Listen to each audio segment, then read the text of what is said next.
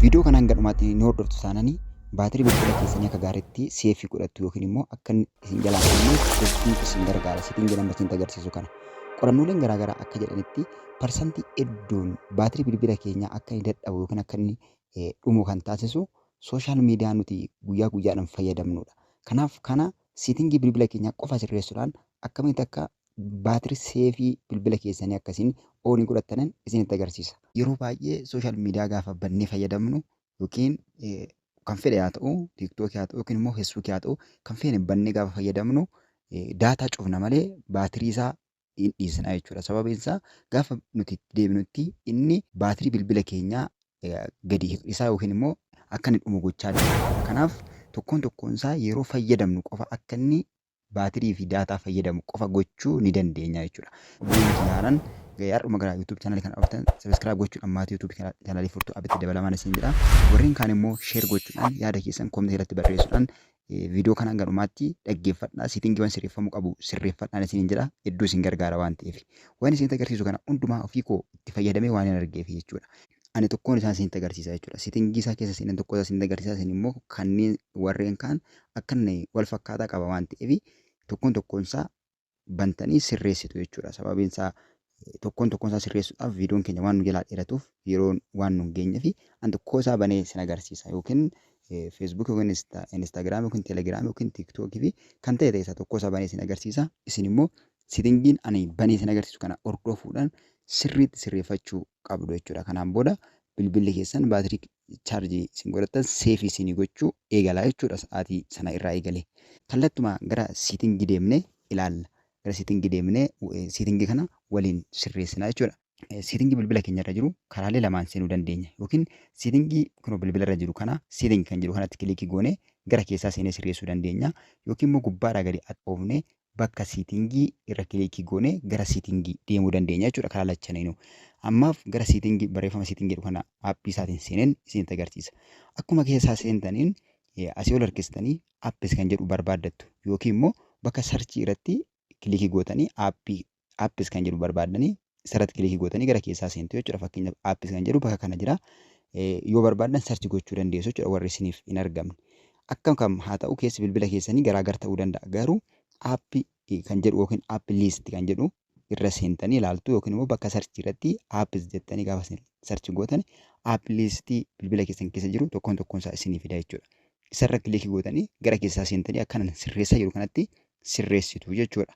Akkanatti sarchi gootanii sirreessitu. Ani garuu sababa yeroo keenyaaf gara duubaa deebi'eetan siitingii jalaa bakka aappis jedhutti kilikii godheen gara keessaa seenee sitti agarsiisa. Bakka aappis jedhutti kilikii gootanii gara keessaa gaafa seentan aappii bilbila irraa qabdan hunduma isaa as isinii fida. Asumaan waan tokko kan isin jechuu barbaadu aappileen tokko bilbila keessaa otoo qabdanuu isin jalaa hin mul'atu yoo taate as dhuftanii sirreeffattu jechuudha. Dhuftanii sirreessitu oonii gootanii jechuudha. Cufaa yoo taate jechuudha parmiishiniinsaa. Kanaaf kana fakkeenya sooshaal miidiyaa keessa tokkoon isaa yookiin feesbuukii yookiin teelegiraamii yookiin tiiktookii kanuma fedha tokkoo isaa baneetan siitingii sirreessuu qabnu akkamitti akkasiin baatirii bilbila keessanii seefii godhattan isinitti agarsiisa. Isin immoo ana duukaa bu'aatii fakkeenyaaf feesbuuk yookiin tokkoo isaa irratti kilikii godheetan gara keessaa seenee isinitti agarsiisa. Tokkoon isaa fakkeenyaaf feesbuuk irraa kilikii goone gara keessaa seenna. Fakkeenyaaf feesbuuk irratti kilikii gootanii gara keessaa gaafa seentan guutummaa siitingii keessa jiru parmiishinii keessa jiru hunduma isinii agarsiisa jechuudha. Gaafa irratti kilikii gootanii gara keessaa seentanii jechuudha. Aappichuma isa gadi cuqaastu gaafa isin aappii irraa gadi cuqaastan akkanatti isinii fida. Jala isaarra gadi siqee istooreejii gararree isaarra baatirii kan jedhutu jira. Bakka baatirii jedhu sanatti kilikii gootanii bakka baatirii jedhutti kilikii gaafa gootan oopshinii garaagaraa isinii fida. Baatirii kan jedhutti kilikii taasistu. Kun bilbilli kiyya baatirii kan jedhu jala isaatti oopshinii sadii naaf fida jechuudha. Kan jalqabaa unrestrictedidha. Inni itti aanu optimizedidha. Inni itti aanu immoo restricted kan ta'edha jechuudha. Kanaaf seelqabaarra jira. Seelqabaarra jira taanaan yoon fayyadames yoon fayyadamuu baadhes bilbilli kun baatirii ni gubaa jechuudha. Inni fixa akka inni dhumu taasisa. Kanaafan isarraa kaasnee gara restrict gochuu qabna jechuudha.